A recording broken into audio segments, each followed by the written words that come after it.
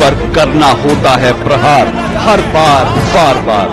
मैंने आपसे पूछा, आपने ठीक है नहीं कहा ना आपने। और कोई मुद्दा नहीं है तो सोनिया गांधी की गुडबुक में मैं अपना नाम गोल्डन अक्षरों में कैसे न्यूज नाइट के प्रायोजक हैं LIC, हर पल आपके साथ, और वंडर सीमेंट। जब दिल में हो जज्बात तभी होती है एक परफेक्ट शुरुआत।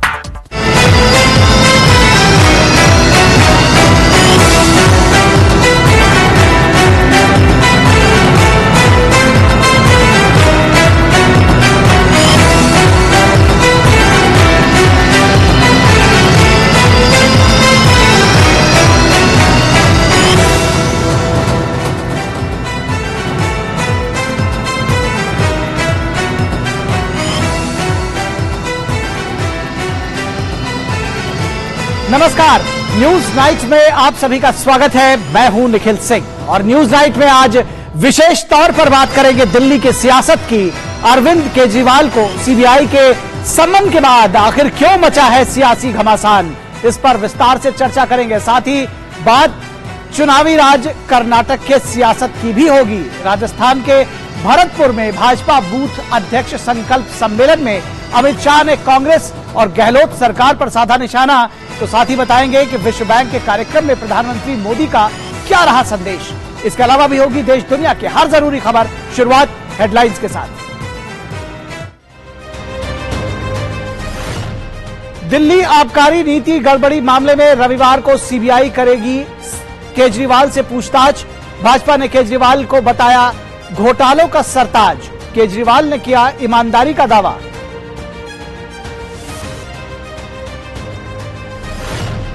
कर्नाटक के मुख्यमंत्री बसवराज बोम्मई ने हुबली शिगगांव से नामांकन किया दाखिल। कांग्रेस ने जारी की तीसरी लिस्ट। 43 उम्मीदवारों में भाजपा के 2 बागियों को भी मिली जगह। जेडीएस का घोषणा पत्र। 5 LPG सिलेंडर का किया वादा। एनसीपी 40 सीटों पर लड़ेगी चुनाव।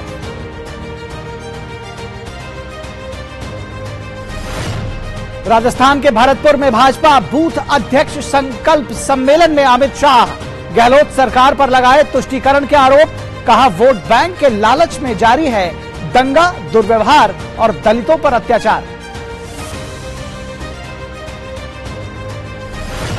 विश्व बैंक के कार्यक्रम में प्रधानमंत्री मोदी का वीडियो संदेश। मिशन लाइफ को बताया जलवायु परिवर्तन से लड़ने का कारगर उपाय।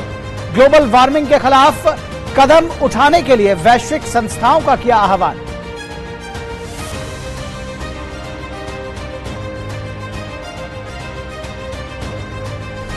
गृह मंत्रालय का ऐतिहासिक फैसला। CAPFs के लिए हिंदी और अंग्रेजी के अलावा असमिया, कन्नड़, तमिल सहित 13 क्षेत्रीय भाषाओं में आयोजित होगी परीक्षा। प्रधानमंत्री के नेतृत्व में स्थानीय युवाओं और क्षेत्रीय भाषाओं को प्रोत्साहन देने का बड़ा कदम।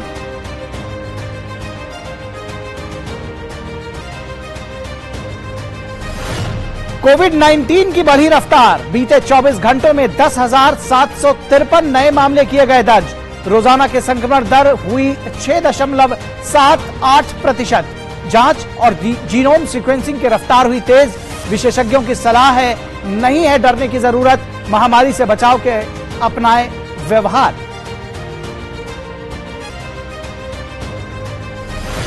स्मोक बम से हमले में जापानी प्रधानमंत्री किशिदा सुरक्षित। पश्चिमी जापान में भाषण के दौरान शनिवार सुबह हुआ हमला।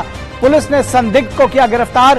प्रधानमंत्री नरेंद्र मोदी ने की घटना की निंदा। कहा भारत हिंसा के सभी कृत्यों के खिलाफ।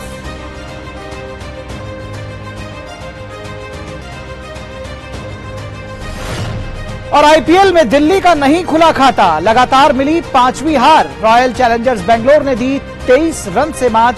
विराट कोहली ने बनाए 50 रन।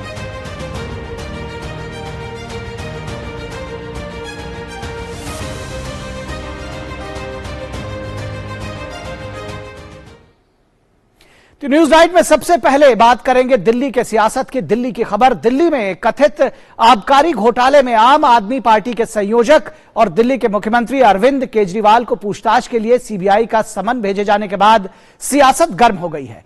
अरविंद केजरीवाल ने अपने स्टाइल में खुद को कट्टर ईमानदार होने का सर्टिफिकेट दे दिया तो बीजेपी ने उनसे सवालों की झड़ी लगा दी। बीजेपी का कहना है कि अगर केजरीवाल ईमानदार हैं तो डर किस बात का, जांच पूरी हो जाने दें। दिल्ली की नई आबकारी नीति में गड़बड़ी के आरोप लगे, जांच सीबीआई के हवाले पहुंची। अब सीबीआई ने पूछताछ के लिए मुख्यमंत्री अरविंद केजरीवाल को तलब किया है। 16 अप्रैल यानी रविवार को वो सीबीआई के सामने पेश होंगे, लेकिन पेश होने से पहले अरविंद केजरीवाल सियासत करने से नहीं चूके। उन्होंने अपनी ईमानदारी का दावा किया तो वहीं केंद्र सरकार और भाजपा पर राजनीतिक हमले भी किए। साथ ही उन्होंने आबकारी नीति का बचाव किया और जांच पर सवाल भी खड़े किए। नंबर 2 को गिरफ्तार कर लिया, नंबर 3 को गिरफ्तार कर लिया, और उनको गिरफ्तार करने का तो मकसद इनका यही था कि मेरी गर्दन तक पहुंचना। उन्होंने मेरे को बुलाया है, मैं जाऊंगा कल सीबीआई में, और मैं फिर से अंत में यही कहना चाहता हूं कि प्रधानमंत्री जी, अगर केजरीवाल चोर है, केजरीवाल भ्रष्टाचारी है, तो इस दुनिया में कोई ईमानदार नहीं है। हर बोतल पर तेरा निशान, जनता बोले अरविंद केजरीवाल कट्टर बेईमान। अगर आपको किसी बात का डर नहीं है तो दूध का दूध और शराब का शराब हो जाने दीजिए ना। भाजपा ने अरविंद केजरीवाल पर पलटवार किया। पार्टी ने कहा कि केजरीवाल लूट खसोट भ्रष्टाचार का अड्डा बन गए हैं। इसके अलावा मनीष सिसोदिया द्वारा 14 फोन इस्तेमाल किए जाने और उसमें से कुछ फोन नष्ट करने को लेकर भी भाजपा ने सवाल पूछे।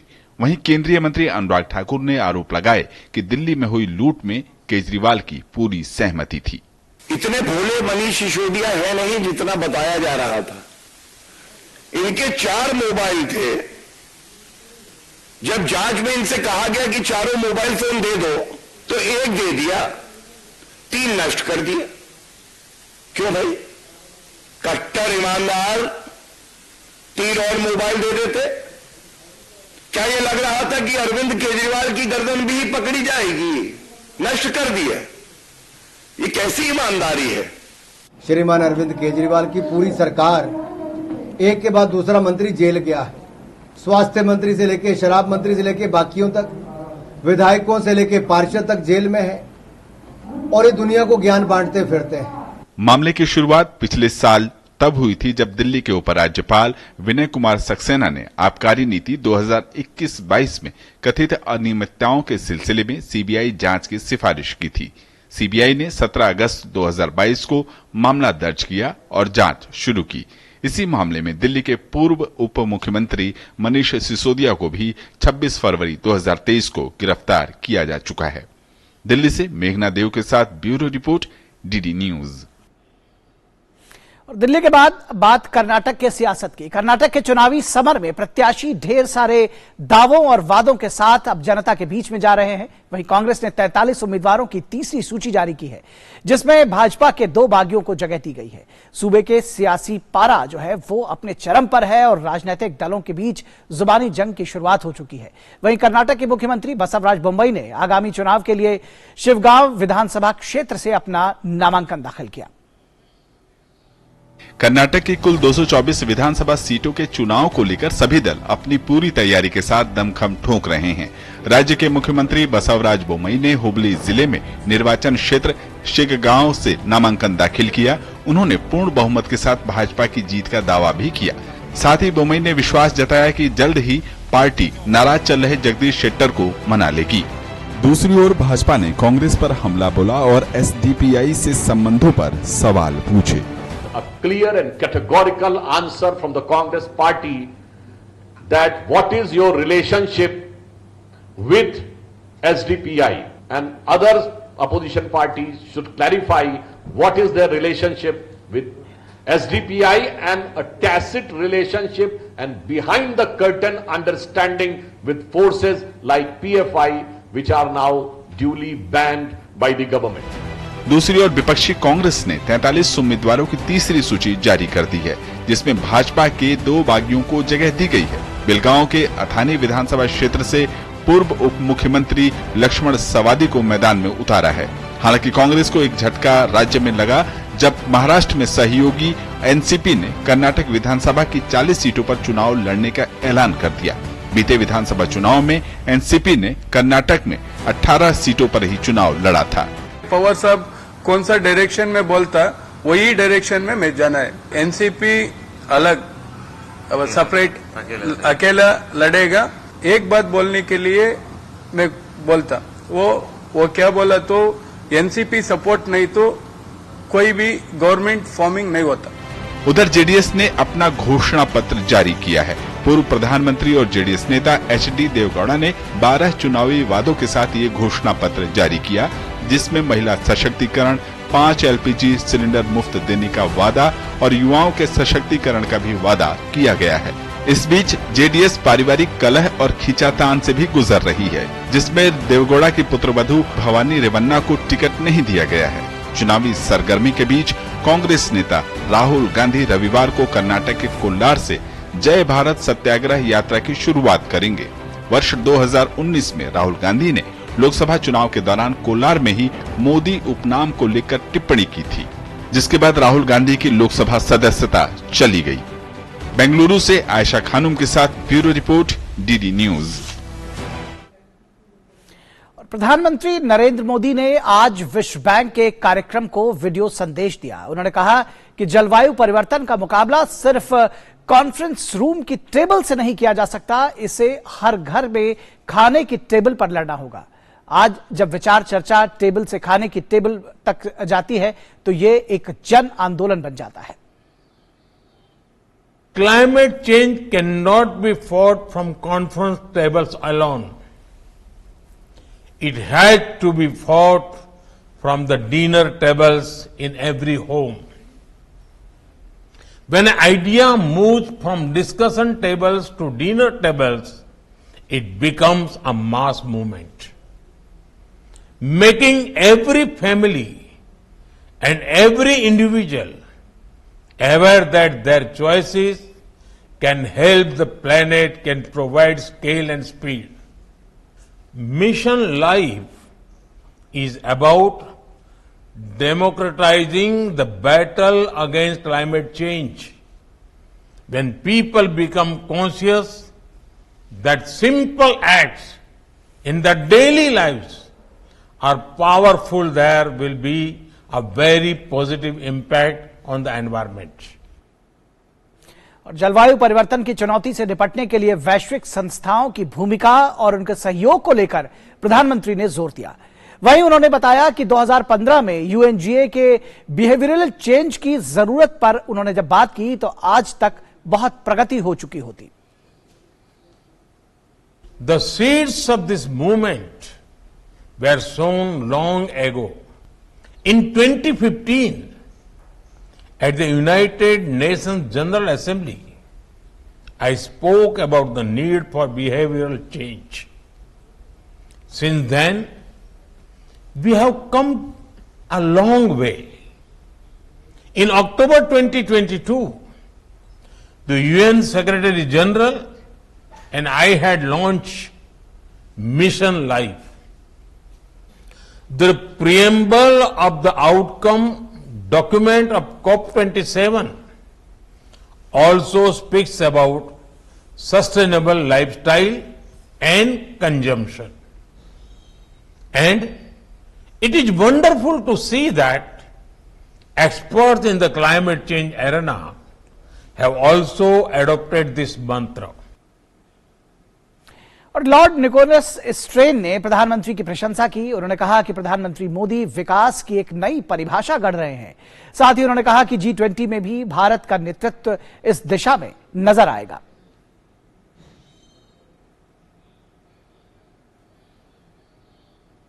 Prime Minister Modi did very clearly to a whole new story of growth and development.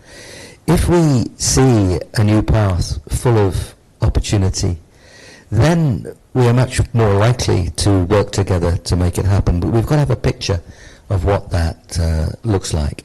I listened very carefully to Prime Minister Modi's speech in Glasgow, COP26 in November of 21.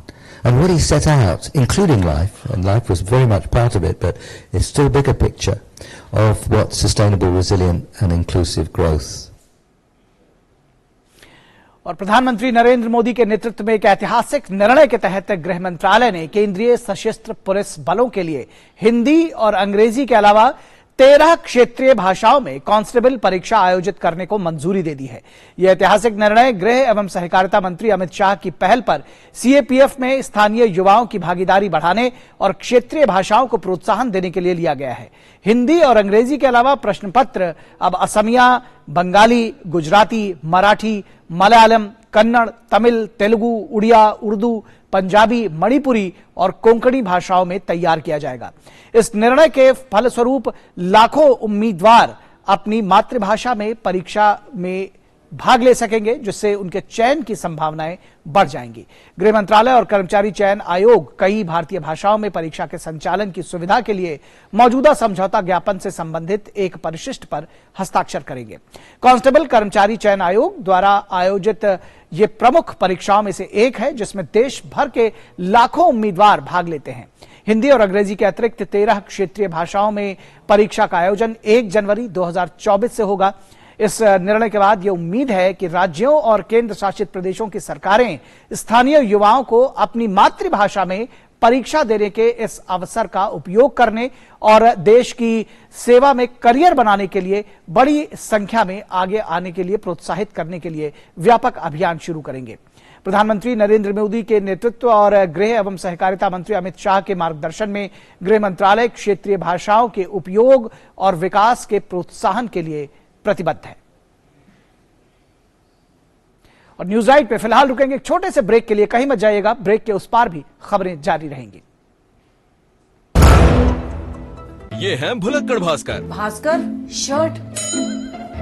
Bhaskar तुमने mail तो भेज दी, पर report ही attach करना भूल गए। आज फिर से गीजर चलाना भूल गए।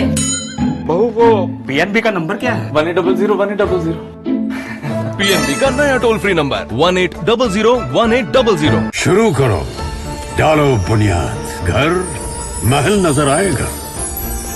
वंडर लाइए, वंडर अपनाइए, फर्क नजर आएगा। वंडर सीमेंट, फर्क नजर आएगा। तुम जादूगर तो नहीं, पर मेरी रसोई से धुआं गायब किया है। तुम माँ तो नहीं, पर तुमने मुझे जंगल में लकड़ी काटने जाने से रोका है। तुम्हारे कारण ही मेरा समय बचने लगा है और पैसे कमाने लगी हूँ। तुम केवल उज्ज्वला गैस ही नहीं, तुम अच्छे जीवन की ज्योति हो।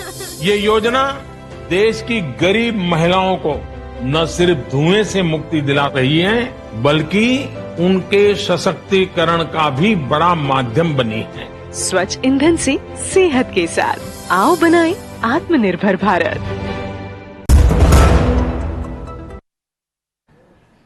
ब्रेक के बाद एक बार फिर आप सभी का स्वागत है। केंद्रीय गृह मंत्री और भाजपा के वरिष्ठ नेता अमित शाह ने राजस्थान के भरतपुर में बूथ अध्यक्ष संकल्प महासम्मेलन को संबोधित किया। उन्होंने राजस्थान के अशोक गहलोत सरकार पर जमकर हमले किए। अमित शाह ने गहलोत सरकार की तुष्टीकरण की नीति पर खूब प्रहार किया। उन्होंने कहा कि वोट बैंक के लिए दंगे और दुर्व्यवहार की जो छूट अशोक गहलोत सरकार ने दे रखी है, उसे राजस्थान की जनता कभी माफ नहीं करेगी। आपकी तुष्टीकरण की राजनीति का चप्पे चप्पे पर वोट देकर जवाब देगी। आप क्या समझते हैं चुप रहेगी राजस्थान की जनता? आपने वोट बैंक की राजनीति की पराकाष्ठा की है। माताओं, भाइयों, बहनों, ये सरकार 3 डी के आधार पर चलती है। पहला डी दंगे का डी है, दूसरा डी महिलाओं से दुर्व्यवहार का डी है और तीसरा डी दलितों पर अत्याचार का डी है। ये 3D सरकार राजस्थान की जनता अब नहीं रहने देगी। अगले विधानसभा चुनाव में 2/3 बहुमत के साथ भाजपा की जीत का विश्वास व्यक्त करते हुए अमित शाह ने कहा कि वर्ष 2024 में एक बार फिर सभी सीटें बीजेपी को मिलेंगी। अमित शाह ने अशोक गहलोत और सचिन पायलट के बीच मची खींचतान पर भी चुटकी ली। गहलोत जी लड़ रहे हैं, उतरना नहीं चाहता। पायलट जी कहते हैं मैं बनना चाहता हूं। भैया काहे को लड़ रहे हो? सरकार तो भारतीय जनता पार्टी की बननी है। एक खामखा झगड़ा कर रहे हैं, जो चीज है ही नहीं उसके लिए लड़ रहे हैं। अरे पायलट जी, आप कितना भी करो आपका नंबर नहीं आएगा। आपका कंट्रीब्यूशन शायद जमीन पर थोड़ा गहलोत जी से ज्यादा हो सकता है, मगर कांग्रेस के खजाने में गहलोत जी का कंट्रीब्यूशन ज्यादा है, आपका नंबर नहीं लगेगा। और कांग्रेस नेता सचिन पायलट जयपुर में अपनी ही सरकार के खिलाफ उन्होंने धरना दिया था। वे अपनी ही सरकार से चुनावी वादे नहीं पूरे करने और भ्रष्टाचार के मामलों पर कार्रवाई न करने से नाराज हैं। हालांकि ये पहली बार नहीं है जब सचिन पायलट और अशोक गहलोत की अदावत खुलकर सामने आई है। अब कांग्रेस का केंद्रीय नेतृत्व मामले को सुलझाने में लगा हुआ है। कांग्रेस आगामी विधानसभा और उसके बाद 2024 लोकसभा चुनाव को लेकर भी चिंतित है। पार्टी की ओर से संकेत दिए जा रहे हैं कि पायलट को अहम जिम्मेदारी सौंपी जा सकती है। आचार्य प्रमोद कृष्णन ने जयपुर में पायलट से मुलाकात की। सचिन पायलट का अनशन, सचिन पायलट की लड़ाई न कांग्रेस के खिलाफ है, न सरकार के खिलाफ है, भ्रष्टाचार के खिलाफ है। और उन्होंने कोई पार्टी विरोधी गतिविधि या पार्टी विरोधी बयान आज तक नहीं दिया, नंबर 1। नंबर 2, जांच और समीक्षा इस बात की होनी चाहिए कि जो प्रभारी महोदय ने बिना सोचे समझे ये कह दिया कि ये एंटी पार्टी एक्टिविटी है, ये सवालिया निशान पैदा करती है। तो मुझे लगता है कांग्रेस नेतृत्व को अब कोई बड़ा फैसला करने का वक्त आ गया है। और पुलिस के साथ मुठभेड़ में मारे गए गैंगस्टर अतीक अहमद के बेटे असद को शनिवार को भारी सुरक्षा व्यवस्था के बीच प्रयागराज में दफना दिया गया। इस दौरान शांति व्यवस्था बनाए रखने के लिए भारी मात्रा में पुलिस बल तैनात रहा। इसके साथ ही यूपी सरकार ने फिर दोहराया है कि प्रदेश में अपराधियों और अपराध के लिए जीरो टॉलरेंस की नीति जारी रहेगी। पुलिस के साथ मुठभेड़ में ढेर गैंगस्टर अतीक अहमद के बेटे असद को शनिवार को भारी सुरक्षा व्यवस्था के बीच दफना दिया गया। प्रयागराज में कब्रिस्तान के बाहर भारी पुलिस बंदोबस्त रहा। मुठभेड़ में मारे गए एक और शूटर गुलाम को एक और कब्रिस्तान में दफना दिया गया। असद के जनाजे में परिवार के सदस्य शामिल हुए। हालांकि अतीक की पत्नी और मृतक की मां शाइस्ता वहां मौजूद नहीं थी। मृतक के नाना ने दफनाने की प्रक्रिया को अंजाम दिया। गुलाम को जो है शिवकुटी में लेके गए क्रिमेशन के लिए और यहाँ पे असद की बॉडी आई है और वो जो है उनके जो भी रिश्तेदार हैं, एक नाना है उनके, उसके अलावा जो उनके साथ के रिश्तेदार हैं वो आए हुए हैं और वो क्रिमेशन की कार्रवाई करवा रहे हैं। इस बीच उत्तर प्रदेश के उप मुख्यमंत्री ब्रजेश पाठक ने कहा है कि राज्य में कानून व्यवस्था को चुनौती देने वालों से निपटा जाएगा। अपराध को देखा जाना चाहिए कि अपराधी है और कभी भी ऐसे कम्युनल बातें नहीं करनी चाहिए। प्रदेश में माहौल खराब करने का प्रयास कोई न करे। हम शुचिता के साथ, पारदर्शिता के साथ प्रदेश में कानून के राज को मेंटेन करेंगे। असद और गुलाम गुरुवार को यूपी के झांसी जिले में पुलिस की स्पेशल टास्क फोर्स के साथ मुठभेड़ में ढेर हो गए थे। ये दोनों उमेश पाल हत्याकांड में आरोपी थे और इन पर 5-5 लाख रुपए का इनाम था। मुठभेड़ के दौरान दोनों अपराधियों के पास से अत्याधुनिक विदेशी हथियार बरामद किए गए थे। Bureau report, DD news. और देश में कोविड की रफ्तार बढ़ी है, लेकिन अगर थोड़ी सी सावधानी से बचाव मुमकिन है। कोविड का क्या हाल है, देखिए इस रिपोर्ट में। देश में कोविड के मामले बढ़ रहे हैं। स्वास्थ्य और परिवार कल्याण मंत्रालय के मुताबिक देश भर में पिछले 24 घंटों में कोरोना के 10,753 नए मामले दर्ज किए गए हैं। इसके साथ ही दैनिक पॉजिटिविटी रेट 6.78% दर्ज किया गया। देश में कोरोना के सक्रिय मामलों की संख्या 53,720 है। देश भर में 145 जिले ऐसे हैं जहां पॉजिटिविटी रेट 5% से अधिक है। दिल्ली, महाराष्ट्र, केरल, गुजरात, तमिलनाडु और कर्नाटक जैसे राज्यों में कोविड मरीजों की संख्या में इजाफा हुआ है। दिल्ली में शुक्रवार को 1500 से अधिक केस दर्ज किए गए, जबकि महाराष्ट्र में 1086 कोरोना के नए मामले दर्ज किए गए। कोविड के बढ़ते मामलों के पीछे वायरस के नए वेरिएंट और लोगों द्वारा कोविड अनुकूल व्यवहार का पालन न किया जाना है। विशेषज्ञों का कहना है कि डरने की जरूरत नहीं है। विशेषज्ञों का कहना है कि डरने की जरूरत नहीं है, लेकिन कोविड प्रोटोकॉल का पालन करना जरूरी है। केसेस ज्यादा हैं, लेकिन मेनली माइल्ड केसेस हैं। सिर्फ जो हाई रिस्क ग्रुप हैं या जो बुजुर्ग लोग हैं उनको ज्यादा ध्यान रखने की जरूरत है। केसेस बढ़े क्यों हैं, इसके कारण यही है कि एक तो जो कोविड अप्रोप्रिएट बिहेवियर हम निभा रहे थे वो एकदम बंद हो गया और वायरस भी थोड़ा म्यूटेट करके नया वेरिएंट आया है XBB 1.16 वाला, जो ज्यादा इन्फेक्शियस है, ज्यादा जल्दी फैलता है। इससे हमें पूरा कोविड अप्रोप्रिएट बिहेवियर निभाने की जरूरत है, लेकिन कोई पैनिक की सिचुएशन नहीं है। बढ़ते मामलों के बीच सतर्कता भी बढ़ाई गई है और अस्पतालों की तैयारियों को जांचा गया है। केंद्रीय स्वास्थ्य मंत्रालय ने सभी मामलों की जीनोम सीक्वेंसिंग के निर्देश दिए हैं। टेस्ट की संख्या भी बढ़ाई गई है।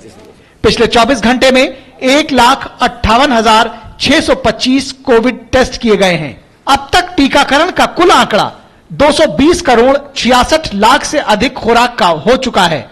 कुल मिलाकर वक्त आ गया है जब फिर से मास्क लगाया जाए और कोविड प्रोटोकॉल का पालन किया जाए। कोरोना के खिलाफ लड़ाई अभी खत्म नहीं हुई है। Bureau report, DD news. और यहां रुकेंगे एक छोटे से ब्रेक के लिए, कहीं मत जाइएगा, जल्द हाजिर होंगे।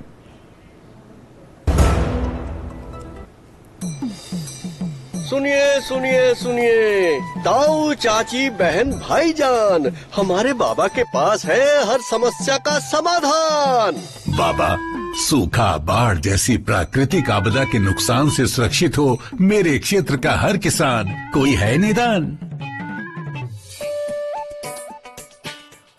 बाबा, तापमान, गर्मी, नमी, वर्षा जैसे मौसम के बदलाव से पैदावार का होता है नुकसान। कोई कर सकता है इसका भुगतान? बाबा, मेरी गाय, भैंस, बकरियों को कुछ हुआ तो जाएगी मेरी भी जान। मेरा करो कल्याण। एआईसी से कृषि बीमा। जी हाँ, फसल और कृषि संबंधित हर क्षेत्र में एआईसी देता है संपूर्ण बीमा समाधान। फसल हो या कृषि संपदा, बीमा सुरक्षा हमारा वादा। भारतीय कृषि बीमा कंपनी। एआईसी। ये है भुलक्कड़ भास्कर। भास्कर? सॉरी, भास्कर, ढक्कन लगाना भूल गया। भुलक्कड़ भास्कर, तुम्हें कहा था मेरे बेटे को घर ड्रॉप करवाना है और क्लाइंट को ऑफिस लाना है। आप में से किसी को पीएनबी का नंबर पता है? 1800 पीएनबी का नया टोल फ्री नंबर 1800 तुम बॉडीगार्ड तो नहीं हो, पर तुमने हमारी रक्षा की है। तुम डॉक्टर तो नहीं हो, पर तुमने हमारी जिंदगी बचाई है। तुम टीचर तो नहीं हो, पर तुम्हारे कारण हम स्कूल आ पाई हैं। तुम सिर्फ शौचालय नहीं, हम गरीबों के लिए इज्जत घर हो।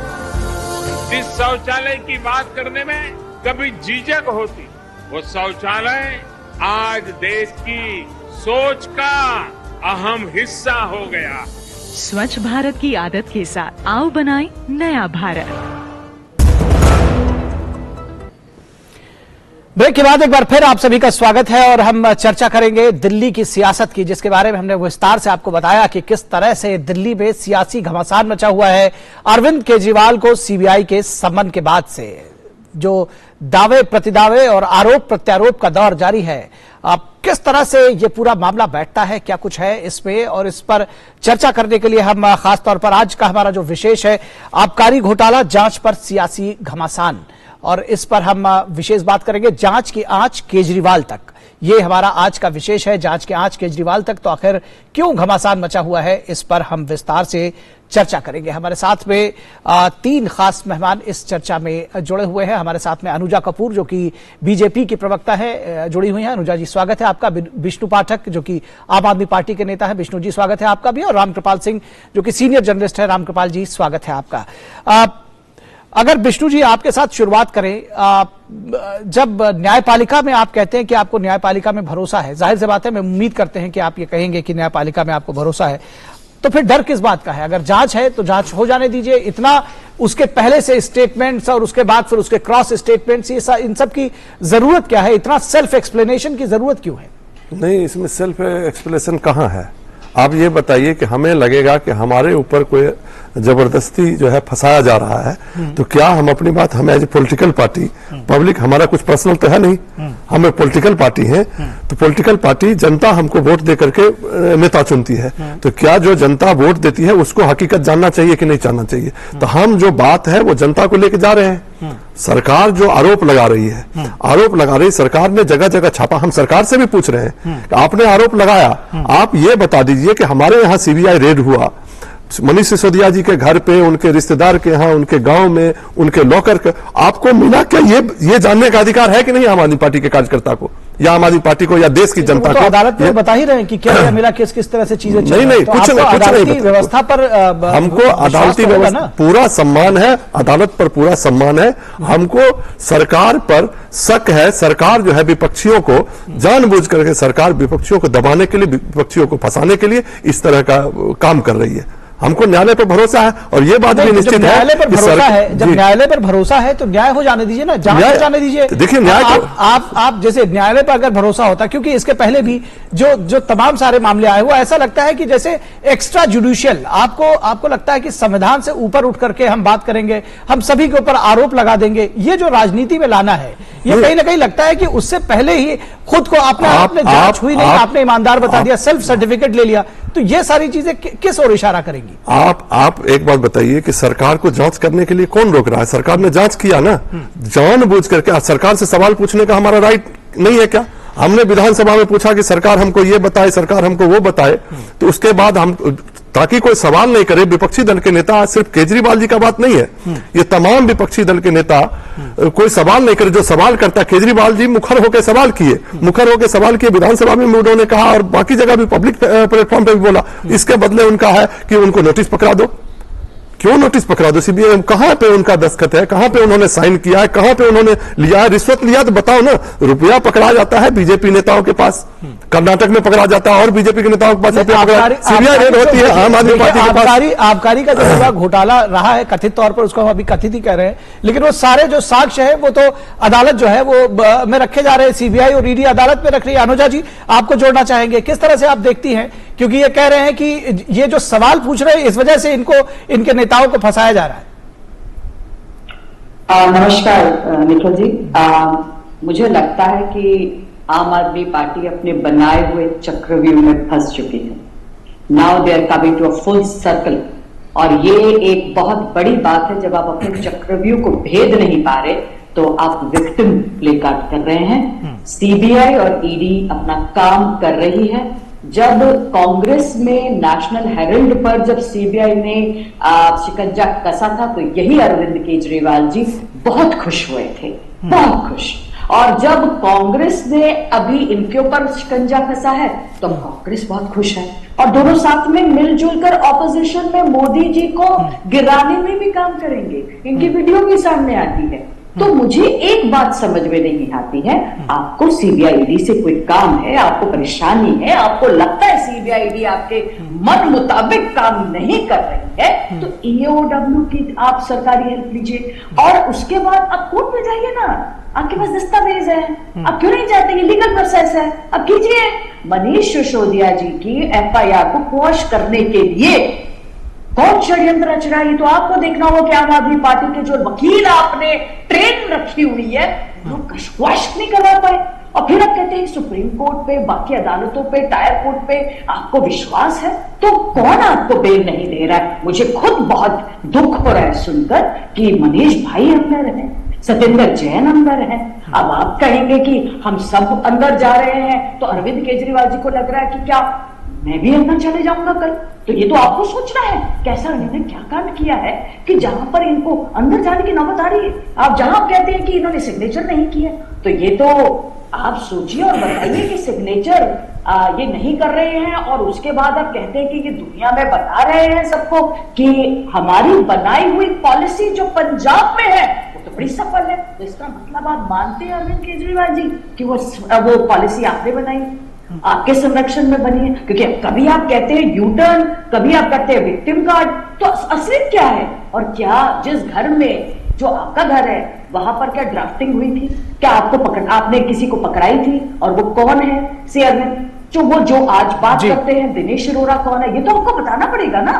तो ये तो सीबीआई पूछ रही है, ये भाजपा नहीं पूछ रही है, तो आपको डर मत लगे। और जहां पर आप मोदी जी को पूछते हैं ना, डर किस बात का? सीबीआई में जाके बात कर लो, तो फिर आप भी करो ना सीबीआई की बात। डर किस बात का? जवाब दीजिए आपको अगर लगता है कि आपने कुछ गलती नहीं करी है तो लीजिए ना, जाइए आप अपना नार्को टैक्स दीजिए, आप लाइव डिटेक्शन करवाइए, कहाँ डर है आपको? आप तो कट्टर ईमानदार हैं। हम लोग यहाँ है कि जो कट्टर ईमानदार की इमेज है वो ध्वस्त हो रही है और डर इसी बात का है। तो इसलिए ध्यान रखिएगा कि आप लोगों का जो ये बोलबाला आपने लाउड स्पीकर से किया है, ये आपने बोला है। चलिए इस पर सवाल ले लेते हैं। हमारे साथ में रामकृपाल जी जुड़े हुए हैं। रामकृपाल जी, तुलसीदास जी ने लिखा है कि अपने मुंह तुम आपन करनी, बार अनेक भात में उभरनी। खुद को सेल्फ सर्टिफिकेट ले लिया। ये जो पॉलिटिक्स है इस तरह की, इसको क्या देखते हैं आप? क्या कोई एक नैरेटिव गढ़ना चाहते हैं अपनी छवि को बचाने के लिए केजरीवाल जी, या क्या वो सचमुच इस बात से परेशान है कि बीजेपी उनके ऊपर हमला कर रही है? निखिल जी, इस दुनिया में दो तरह के लोग हैं। एक आम होते हैं, कुछ खास होते हैं। आम आदमी जो है वो अपने तर्क अदालत में देता है। जांच एजेंसियां बनी है जांच के लिए, संविधान के तहत बनी है, वो जांच करती हैं। लेकिन खास आदमी जो है, जो नेता लोग हैं, जो शपथ लेके जाते हैं कि हम जनता की सेवा के लिए आए हैं, वो अदालत से पहले सड़क पर निपटना चाहते हैं। और मैं कानून का भी विद्यार्थी रहा हूं, हमें एक चीज पढ़ाई जाती थी, न्याय शास्त्र का एक बेसिक सिद्धांत है, वन कैन नॉट बी जज इन हिज ओन कॉज। आप अपने ही मामले में न्यायाधीश नहीं हो सकते। आप जो ये सड़क पर खड़े होकर के कि हम निर्दोष हैं और फलाना है, भाई जांच एजेंसियां बनी है, उसमें कोई आम और खास का फर्क नहीं है। जांच एजेंसी बनी है और जांच एजेंसियां आपको भी बुला रही हैं। जांच आपसे सवाल पूछना गुनाह है जी। बताइए, ऐसा लोकतंत्र है? आपको न्याय के लिए और आदर्श भ्रष्टाचार के खिलाफ लड़ाई लड़ रहे थे कि आम आदमी को न्याय मिले, और जब आपसे इस देश की एजेंसियां कुछ पूछना चाह रही हैं तो आप पीसी कर रहे हैं। इस देश में कितने नागरिक ऐसे हैं जो पूछताछ से पहले चाहे थाना हो वो पीसी करके जाते हैं क्या? प्रेस कॉन्फ्रेंस करके जाते हैं क्या? लेकिन आप खास हैं, आप राजा हैं।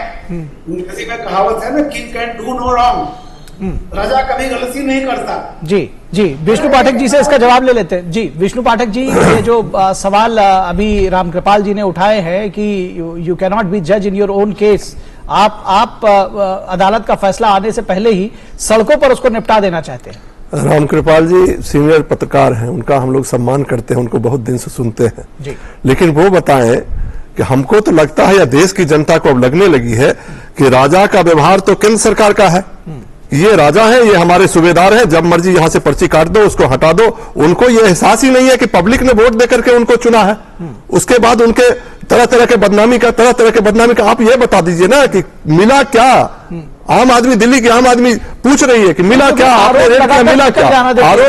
आरोप लगाकर निकल जाना, फिर अदालत में माफी मांग लेना, ये पुराना शगल रहा है अरविंद केजरीवाल जी का। तो अब अदालत में अगर जाएंगे, अदालत में अपनी बातें बता देंगे। तो नहीं, अदालत में जाए, पब्लिक के पास नहीं जाए, जनता के पास। ये कोई राजशाही तो है नहीं, ये राजशाही नहीं है, ये लोकशाही है। और लोकशाही में अंतिम क्षण तक हम लोग लड़ेंगे। अपनी सफाई हमको जनता को भी देना है और हमें कहना है कि केंद्र में जो बैठी हुई सरकार है वो बेईमान है, वो तुम्हारे चुने हुए, तुम्हारे चुने हुए प्रतिनिधि को दबाना चाहती है, वो बर्बाद करना चाहती है। इसलिए जनता के पास भी जाना हमारा कर्तव्य है, हमारा धर्म भी है। बिल्कुल डेमोक्रेसी है, डेमोक्रेसी का इस्तेमाल तो करेंगे हम ना, हमारा भी अधिकार है। नहीं, बिल्कुल ठीक है, आपका राइट है। लेकिन जब आप ये सारी चीजें करते हैं तो कहीं ना कहीं अदालत के ऊपर प्रश्न चिन्ह लगाते हैं। नहीं, अदालत का हम सम्मान करते हैं, अंतिम फैसला अदालत को ही करना है। सरकारें आएंगी, सरकारें जाएंगी, सदा ये सरकारें रहेंगी नहीं, अदालत रहेगा। तो इस बात को, यही तो बात समझाई जा रही है आप लोगों को। तो हम संघर्ष नहीं करें क्या? हम बताएं नहीं क्या? हम अपनी फाइल भी नहीं जमा करें क्या जनता के पास? और कोर्ट में भी हम अपनी बेगुनाही का सबूत पेश करेंगे। कह रहे हैं कि अपनी फाइल हम जनता के पास पहले जमा कर रहे हैं, क्या लगता है आपको? पहले नहीं, पहले साथ साथ जमा करेंगे ना, साथ साथ जमा करेंगे। चलिए, साथ ही साथ सही। जमानतें जब्त हो रही हैं आप लोगों की, और आप कह रहे हैं फाइलें कहाँ जमानतें जब्त हुई? आपका दिल्ली में जमानत कितना लाए आप? पंजाब में कितना लाए आप? हम अभी 7-8 साल पुरानी पार्टी है, 8 साल 10 साल पुरानी पार्टी है, हमको आप जमानत जब्त। आपको तमिलनाडु में कितनी सीटें आई? कितनी जमानत बची? केरला में आपको कितनी जमानत बची? आप हमको जमानत, गुजरात में हमारी जमानत जब्त हो गई, यही कहना चाह रहे हैं ना? अभी राजनीतिक जनाधार है, उसकी बात ना करें, जनाधार की बात ना करें। अनुजा जी। कितना बौखलाहट है यार। नहीं नहीं नहीं, आपकी आवाज में मैं आपका दर्द समझ सकती हूँ भाई, मैं आपका दर्द समझ सकती हूँ। मैं क्या करूँ, आप आपके स्पोक्स पर्सन, आपका आदर करती हूँ, बट देखिए ये रूल ऑफ लॉ है, आपको फॉलो करना पड़ेगा। और जहां तक रही जनता की बात, जनता वही है जो आपको और मुझे वोट देती है, तो ये जनता का सवाल जनता पे छोड़ दीजिए। डेवलपमेंट अगर हमने करी है नहीं करी है, आपने करप्शन किया है नहीं किया है, ये जनता जवाब आपको भी दे रही है और मुझे भी देगी। तो इसीलिए मुझे लगता है कि बहुत ज्यादा इस चक्रव्यूह में फंसने की जरूरत नहीं है। जो आपको सीबीआई ने कहा है आप उसको जाके पूरा कीजिए, और बार बार ये कहना कि मुझे क्या मिला, मनमोहन सिसोदिया को क्या मिला, उसमें क्या, तो देखिए ऐसा है लालू प्रसाद यादव के भी लॉकर में चारा नहीं मिला था। तो एक बात ध्यान रखिए, बात ये होती है कि ये ट्रेल बिजनेस है, और जैसे कि मेरे साथ हमारे में वरिष्ठ पत्रकार भी बैठे, तो मैं भी एक लॉयर हूँ, तो ये बता सकती हूँ आपको, ये एक कनेक्शन होता है, कनेक्टिंग डॉट्स होते हैं, और इसीलिए इतने लोगों को हम लोगों ने, जहां पर आप बात करते हैं तो ये बात समझने वाली है कि जो लोग कनेक्ट हो रहे हैं ना, वो कनेक्ट इसीलिए किए जा रहे हैं कि किंग पिन को पकड़ना है। किंग पिन को पकड़ने की वजह ही है कि वो जो डॉट्स हैं वो पकड़े जाए। और जब मैं एज अ लॉयर जज के सामने जब खड़ी होती हूँ ना सर, तो मेरे पास ये दस्तावेज होते हैं, आपको मैं बता रही हूँ। जज साहब बिल्कुल ये नहीं देखते अनुजा कपूर बीजेपी की है, आप आपके है, कोई कांग्रेस का है, वो ये देखती है। बिल्कुल यही बात मैं दरअसल कह रहा था जी। दरअसल अनुजा जी मैं दस्तावेज होते हैं बिल्कुल ये बेसिस पे, जब ये इन्होंने कहा है ना निखिल भाई, इन्होंने ये भी कहा है कि सीबीआई वही लोग हैं जिन्होंने 134 कई केसेस ऐसे हुए हैं जो एक्विटल हुए हैं, सीबीआई कुछ नहीं, तो फिर विश्वास रखिए अगर सीबीआई वही है। दरअसल यही बात अनुजा जी मैं भी कह रहा था कि अगर साक्ष्यों के आधार पर सारी चीजें रखी जा रही है तो अदालत में दूध का दूध और पानी का पानी हो जाएगा। एक्विटल होते हैं तो अगर आप पाक साफ होंगे तो एक्विट हो जाएंगे। रामकृपाल जी आपको जोड़ना चाहेंगे, आपको लगता है कि जो इस तरह की आरोपों की राजनीति है, और इससे पहले जो जब क्योंकि ये कहीं ना कहीं अदालत की कार्रवाई में बाधा जैसा है, आपको क्या लगता है कि एक नए तरह की राजनीति की शुरुआत है? देखिए ये पहले भी होता रहा है, लेकिन एक बात है, सबको मालूम है कि अदालत में हाथ उठा के फैसले नहीं होते। जनता ने वोट दिया है तो जो जनप्रतिनिधि है उसकी ज्यादा जिम्मेदारी होती है। आप पीसी कर सकते हैं, लेकिन कल जब जो सवाल जवाब आपसे किया जाता उसको आकर के जनता को बताइए कि यह सवाल उन्होंने पूछा और मैंने यह जवाब दिया। जांच होने से पहले पीसी करना मेरा लगता है कि यह अनुचित है, मतलब कानूनन न सही लेकिन नैतिक रूप से बहुत ही अनैतिक काम है। क्योंकि जो लोग एक मतलब बदलाव की बात कर, एक वैकल्पिक राजनीति देने आए थे, जो लोग ये कहने वाले सबको न्याय मिलेगा, अगर उनको बुला के पूछा जा रहा है तो आप विनम्रता से जाते और वहां उनके सवालों का जवाब देते और फिर आगे जनता को बताते। मैं एक बात बताऊं, अरविंद केजरीवाल जी पहले मुख्यमंत्री नहीं है। नरेंद्र मोदी जी गुजरात के मुख्यमंत्री थे और इतनी बार उनसे पूछताछ की गई, 40 घंटे पूछताछ हुई है जी, लेकिन उन्होंने न तो कभी जाने के पहले भी ये प्रेस कॉन्फ्रेंस की, न आने के बाद प्रेस कॉन्फ्रेंस की। उन्होंने अपना सब कुछ अदालत पे छोड़ दिया। जी जी जी जी बिल्कुल। आप तो वैकल्पिक राजनीति करने आए थे, कम से कम वो आचरण तो आप। जी बिल्कुल, आपने ये एक बड़ी बात कही रामकृपाल जी कि वैकल्पिक राजनीति करने आए थे और भ्रष्टाचार के खिलाफ लड़ाई करने के लिए आए थे, और ऐसे में जब आपके ऊपर भ्रष्टाचार के सवाल उठ रहे हैं तो कम से कम जो आपका व्यवहार है वो नैतिकता भरा होना चाहिए। फिलहाल बहुत शुक्रिया, आज हमारे पास समय बस इतना ही है। बहुत शुक्रिया अनुजा कपूर आपका, रामकृपाल जी आपका, और विष्णु पाठक जी आपका हमारे साथ जुड़ने के लिए। और रुकेंगे एक छोटे से ब्रेक के लिए, कहीं मत जाइएगा, जल्द हाजिर होंगे। ये है भुलक्कड़ भास्कर। भास्कर, तुमने मेल तो भेज दी पर रिपोर्ट ही अटैच करना भूल गए। पापा मेरा फुटबॉल मैच और फुटबॉल में हवा भरवाना भूल गए। आज फिर से गीजर चलाना भूल गए। बहू वो पीएनबी का नंबर क्या है? 1800 पीएनबी का नया टोल फ्री नंबर 1800 तुम गुल्लक तो नहीं, पर तुमने हमारे पैसे बचाए हैं। तुम्हारी वजह से ही 5 लाख तक का मुफ्त इलाज हो पाया है। तुम सिर्फ आयुष्मान कार्ड नहीं, हम गरीबों के लिए जीवन कवच हो। आयुष्मान भारत गरीब के जीवन को बचाने में अहम भूमिका निभा रहा है। 130 करोड़ लोगों के सामूहिक संकल्प और सामर्थ्य का भी प्रतीक है। सर्वे संतु निरामया के लक्ष्य के साथ आओ बनाएं नया भारत। ब्रेक के बाद एक बार फिर आप सभी का स्वागत है। बाबा साहब अंबेडकर के जीवन से जुड़े प्रमुख स्थानों के लिए एक विशेष ट्रेन शुरू की गई है। यह पहल बाबा साहब से जुड़ी स्मृतियों और संदेश के बारे में ज्यादा से ज्यादा लोगों को परिचित कराने के लिए मोदी सरकार के प्रयासों का एक हिस्सा है।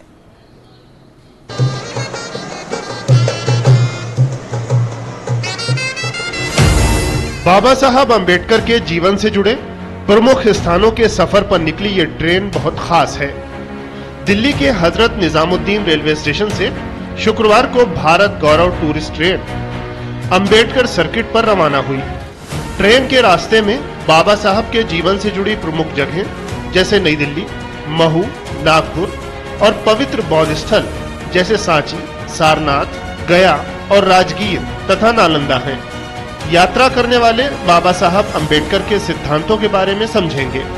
ये पहल भी बाबा साहब से जुड़ी स्मृतियों और संदेश के बारे में ज्यादा से ज्यादा लोगों को परिचित कराने के मोदी सरकार के प्रयासों का हिस्सा है। जो भीमराव अम्बेडकर जी की जो हम जयंती मना रहे हैं उसमें सिर्फ नाम के लिए ना बनाए, हम जाके वाकई में देखें, उसको फील करें और इस फीलिंग को अपने साथ लाके दूसरों तक भी पहुंचाएं। राष्ट्र निर्माण और सामाजिक न्याय के प्रति बाबा साहब के योगदान को देखते हुए मौजूदा केंद्र सरकार ने उनसे जुड़े पंच तीर्थों को भव्य रूप देने की शुरुआत साल 2014 में की थी।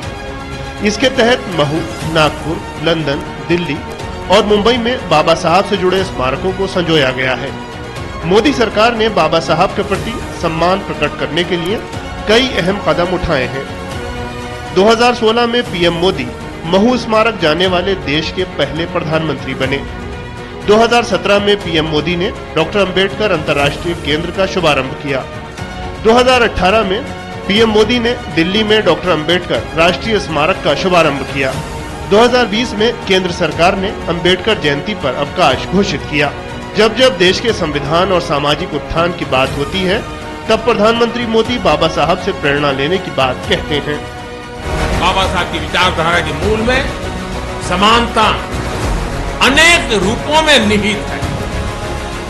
सम्मान की समानता, कानून की समानता, अधिकार की समानता, मानवीय गरिमा की समानता, अवसर की समानता। समाज में हाशिए पर खड़े लोगों, विशेष रूप से अनुसूचित जाति के कल्याण के लिए बाबा साहब से प्रेरणा लेते हुए मोदी सरकार ने अनेक कदम उठाए हैं।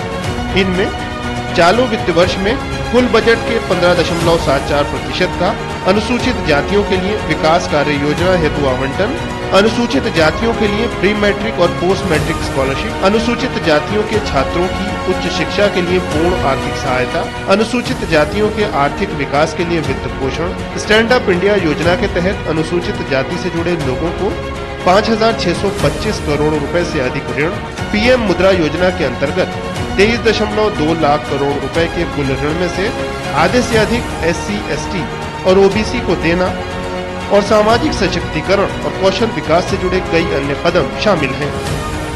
सबका साथ सबका विकास के मूल मंत्र पर काम कर रही केंद्र की मोदी सरकार सामाजिक न्याय और वंचित तबकों, विशेषकर अनुसूचित जाति के सामाजिक आर्थिक विकास की दिशा में ठोस कदम उठा रही है। सरकार के इन प्रयासों के सकारात्मक नतीजे और जमीन पर बदलाव भी साफ देखा जा सकता है। Bureau report, DD news. और आइए आप देखते हैं कुछ अन्य जरूरी खबरें फटाफट अंदाज में। महाराष्ट्र के पुणे मुंबई राष्ट्रीय राजमार्ग पर एक निजी यात्री बस के खाई में गिर जाने से 12 लोगों की मौत हो गई। 29 लोग घायल हैं। घायलों में कुछ लोगों का नवी मुंबई के MGM अस्पताल में इलाज चल रहा है। मुख्यमंत्री ने दुर्घटना स्थल पर पहुंचकर मौके का जायजा लिया और इस दुर्घटना में जिन लोगों की मृत्यु हुई है उनके परिवारजनों को सरकार की तरफ से 5-5 लाख रुपए का मुआवजा देने की बात कही। उत्तर प्रदेश के शाहजहांपुर में तिलहर के बिरसिंहपुर गांव में ट्रैक्टर ट्रॉली नदी में गिर गई, जिसके नतीजे में 11 लोगों की मौत हो गई, जबकि 11 लोग घायल हैं। घायलों का अस्पताल में इलाज चल रहा है। पूरे बिहार में जातीय जनगणना का द्वितीय चरण प्रारंभ हो गया है। घर घर जाकर सुपरवाइजर जाति आधारित जनगणना का सर्वे प्रारंभ करेंगे। संबलपुर जिले में हनुमान जयंती पर हुई हिंसा के बाद प्रशासन ने कर्फ्यू लगाया है। कलेक्टर एवं जिला दंडाधिकारी अनन्या दास ने बताया कि दिन में 2-2 घंटे की 2 विंडो बनाई गई हैं, जिसमें लोग घरों से निकल सकते हैं। मेडिकल स्थिति में हेल्पलाइन नंबर जारी किया है। सीमा सुरक्षा बल के जवानों ने गांव मुल्लाकोट के पास के सीमा क्षेत्र में पाकिस्तान की ओर से ड्रोन के माध्यम से तस्करी के प्रयास को विफल किया है। ड्रोन अंतर्राष्ट्रीय सीमा के पास अमृतसर के बच्चीविंड गांव में देखा गया था। तलाशी के दौरान बीएसएफ जवानों ने गेहूं के खेत से एक बड़ा बैग बरामद किया है। पश्चिम बंगाल के राज्यपाल सीवी आनंद बोस ने कहा है कि बंगाल इस नववर्ष के दौरान नए शुभ में है। युवा शक्ति का प्रस्फुटन हुआ है और युवा देखेंगे कि समाज में शांति और समरसता स्थापित होगी। बंगाल अपना गौरव पुनः प्राप्त करेगा। एक भारत श्रेष्ठ भारत कार्यक्रम पर केंद्रीय मंत्री जितेंद्र सिंह ने कहा कि सरदार पटेल ने 560 से ज्यादा रजवाड़ों को भारतीय गणराज्य का हिस्सा बनाया था। जम्मू कश्मीर छूट गया था, उसे मोदी जी ने भारत का हिस्सा बनाया। प्रधानमंत्री नरेंद्र मोदी लगातार भारत की सांस्कृतिक विविधता और त्योहारों का जश्न मनाते हैं और उनमें शामिल होकर लोगों और उनकी संस्कृति के प्रति अपनी भावनाओं को प्रकट करते हैं और आत्मीय जुड़ाव भी स्थापित करते हैं। आइए देखते हैं ये विशेष रिपोर्ट। पीएम मोदी ने हाल के वर्षों में कई सांस्कृतिक कार्यक्रमों में भाग लेकर देश की विविध संस्कृतियों के साथ अपने जुड़ाव को दर्शाया है। 13 अप्रैल को प्रधानमंत्री मोदी ने अपनी कैबिनेट सहयोगी एल मुरुगन के निवास पर तमिल नव वर्ष समारोह में भाग लिया, जहां उन्होंने न केवल दक्षिणी राज्य की समृद्ध सांस्कृतिक और पारंपरिक विरासत के बारे में बात की, बल्कि पारंपरिक पोशाक में भी नजर आए। तमिल कल्चर और तमिल पीपल, ये दोनों स्वभाव से ही इटर्नल भी है, ग्लोबल भी है। विभिन्न धार्मिक और सांस्कृतिक कार्यक्रमों में शामिल होकर प्रधानमंत्री ने कई बार धार्मिक एकता का संदेश दिया है। पीएम मोदी 9 अप्रैल को ईस्टर के मौके पर दिल्ली के कनॉट प्लेस स्थित सेक्रेड हार्ट चर्च गए थे। वहीं मई 2022 में उन्होंने बुद्ध पूर्णिमा के अवसर पर कुशीनगर में महापरिनिर्वाण स्तूप में प्रार्थना की। उन्होंने लुम्बिनी नेपाल की आधिकारिक यात्रा भी की है। नवंबर 2022 में पीएम मोदी ने राष्ट्रीय अल्पसंख्यक आयोग के अध्यक्ष इकबाल सिंह के आवास पर सिख गुरु श्री गुरु नानक देव जी की जयंती के समारोह में भी भाग लिया था। गुरु नानक देव जी ने हमें जीवन जीने का मार्ग दिखाया था। उन्होंने कहा था, नाम जपो, कीरत करो, वंड छको, यानी ईश्वर के नाम जप करो, अपने कर्तव्य पर चलते हुए मेहनत करो और आपस में मिल बांट करके खाओ। इस एक वाक्य में आध्यात्मिक चिंतन भी है, भौतिक समृद्धि का सूत्र भी है और सामाजिक समरसता की प्रेरणा भी है। प्रधानमंत्री नरेंद्र मोदी वाराणसी के जनप्रतिनिधि होने के साथ साथ काशी की धार्मिक और संस्कृति के प्रचार प्रसार के सबसे बड़े अगुवर हैं। धार्मिक महत्व को ध्यान में रखते हुए काशी विश्वनाथ कॉरिडोर की भी स्थापना कर मंदिर को उसका पुराना वैभव लौटाया।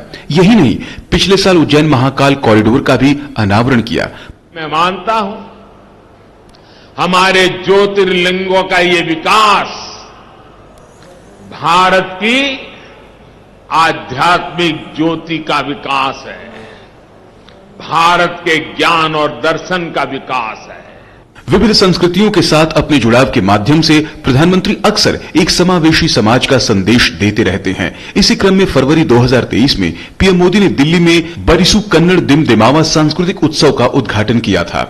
अक्टूबर 2022 में हिमाचल प्रदेश के कुल्लू में मशहूर कुल्लू दशहरा समारोह में भाग लिया। गणेश चतुर्थी वैसे तो पूरे देश में बड़े ही धूमधाम से मनाई जाती है, लेकिन महाराष्ट्र में इस त्योहार का एक अलग ही महत्व है। प्रधानमंत्री मोदी अगस्त 2022 में केंद्रीय मंत्री पीयूष गोयल के आवास पर गणेश चतुर्थी समारोह में भी शामिल हुए थे।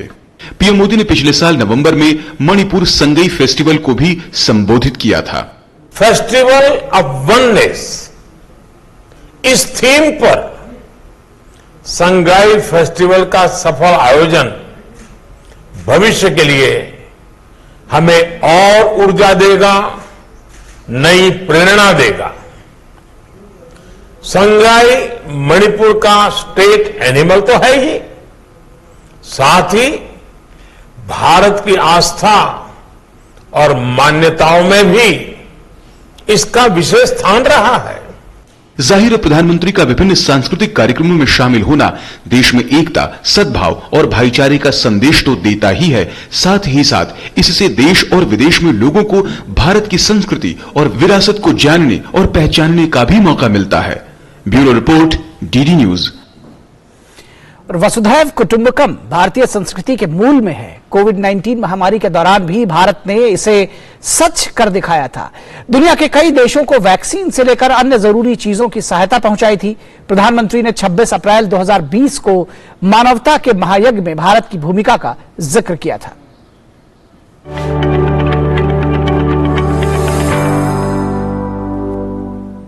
संकट की इस घड़ी में दुनिया के लिए भी, समृद्ध देशों के लिए भी दवाइयों का संकट बहुत ज्यादा रहा है। एक ऐसा समय है कि अगर भारत दुनिया को दवाइयां न भी दे तो कोई भारत को दोषी नहीं मानता। हर देश समझ रहा है कि भारत के लिए भी उसकी प्राथमिकता अपने नागरिकों का जीवन बचाना है। लेकिन साथियों, भारत ने प्रकृति विकृति की सोच से परे होकर फैसला लिया। भारत ने अपनी संस्कृति के अनुरूप फैसला लिया। हमने भारत की आवश्यकताओं के लिए जो करना था उसका प्रयास तो बढ़ाया ही, लेकिन दुनिया भर से आ रही मानवता की रक्षा की पुकार पर भी पूरा ध्यान दिया।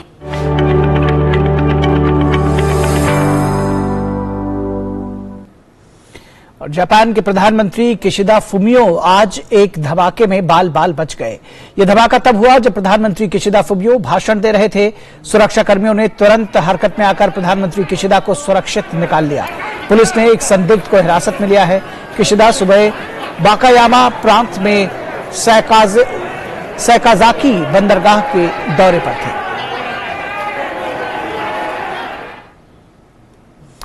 प्रधानमंत्री नरेंद्र मोदी ने ट्वीट करके जापान में हुई हिंसा की निंदा की है। पीएम ने कहा कि जापान के वाकायामा में एक सार्वजनिक कार्यक्रम में एक हिंसक घटना के बारे में पता चला, जहां मेरे मित्र पीएम किशिदा मौजूद थे। खबर मिली है कि वो सकुशल हैं। उनके अच्छे स्वास्थ्य के लिए प्रार्थना। भारत हिंसा के सभी कृत्यों की निंदा करता है।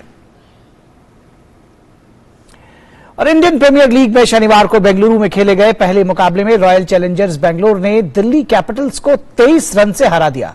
इस तरह दिल्ली कैपिटल्स की इस सीजन में ये 5वीं हार रही। दिल्ली कैपिटल्स को जीत के लिए 175 रनों की जरूरत थी, लेकिन टीम 9 विकेट पर 151 रन ही बना सकी। दिल्ली की ओर से सबसे ज्यादा 50 रन मनीष पांडे ने बनाए, तो वहीं आरसीबी की ओर से विजय कुमार सफल गेंदबाज रहे। उन्होंने 3 विकेट लिए। इससे पहले मैच में दिल्ली कैपिटल्स ने टॉस जीता और पहले गेंदबाजी का फैसला लिया। आरसीबी ने 20 ओवर में 6 विकेट पर 174 रन का स्कोर खड़ा किया। आरसीबी की ओर से विराट कोहली ने अर्धशतकीय पारी खेली। विराट 50 रन के स्कोर पर आउट हुए। विराट के अलावा ग्लेन मैक्सवेल और महिपाल ने भी अच्छे हाथ दिखाए।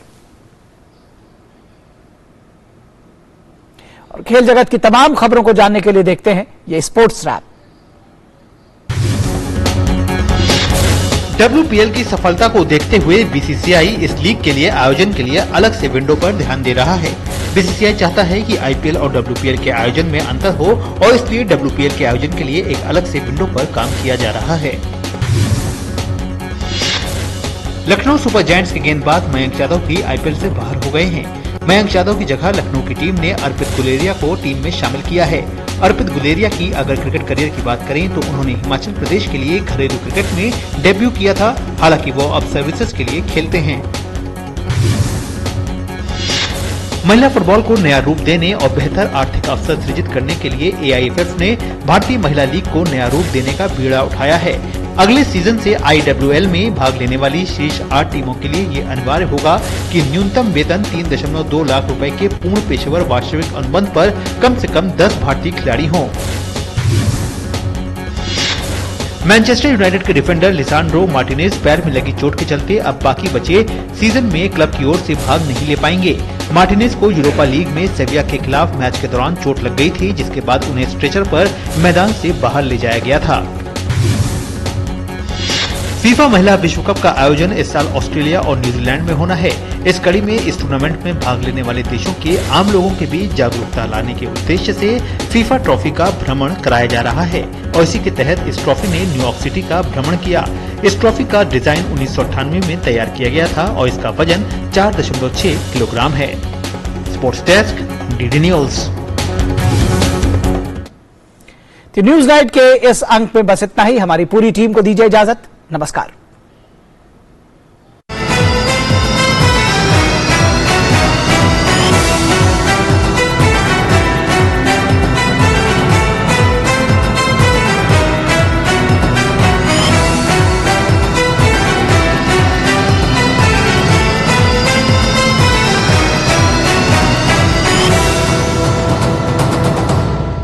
न्यूज नाइट के प्रायोजक थे LIC, हर पल आपके साथ, और वंडर सीमेंट। जब दिल में हो जज्बात तभी होती है एक परफेक्ट शुरुआत।